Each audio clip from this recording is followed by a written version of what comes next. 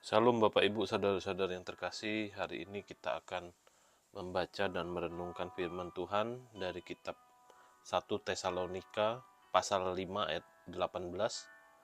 Mengucap syukurlah dalam segala hal, sebab itulah yang dikehendaki Allah di dalam Kristus Yesus bagi kamu.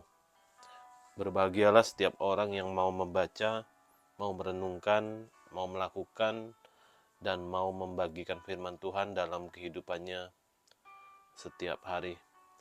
Bapak Ibu, saudara-saudari yang dikasihi Tuhan, setiap orang pasti menghadapi masa sulit, entah dalam bentuk masalah keuangan, kesehatan, keluarga, atau tekanan mental.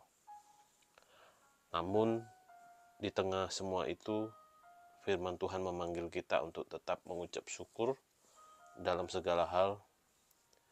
Itu bukan perintah yang mudah, tapi juga bukan hal yang mustahil. Hari ini kita mau belajar bersama bagaimana bisa bersyukur meskipun kenyataan hidup tidak selalu ideal. Kita sering berpikir bahwa bersyukur itu hanya terjadi saat segalanya berjalan baik. Tapi Alkitab berkata, mengucap syukurlah dalam segala hal.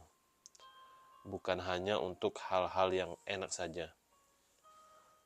Syukur adalah respon iman, bukan respon emosional.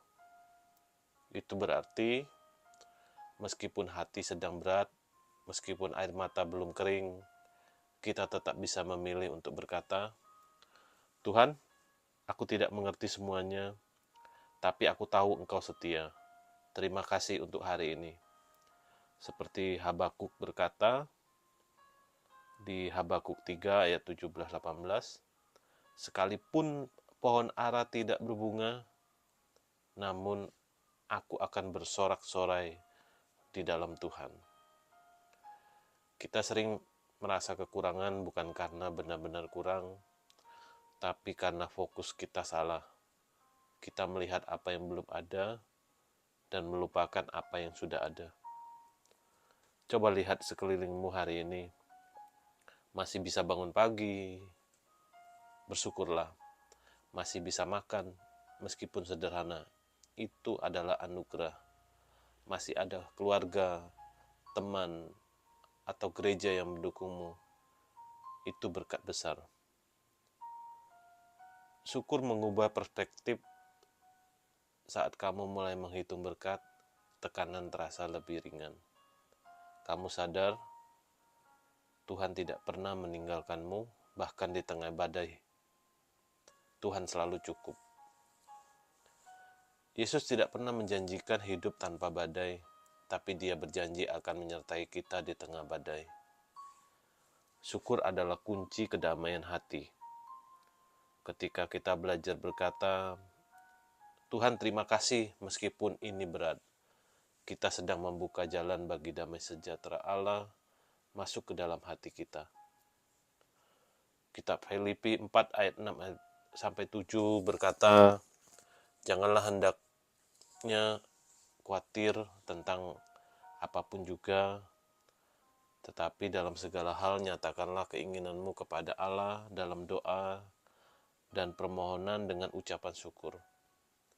Maka damai sejahtera Allah akan memelihara hati dan pikiranmu.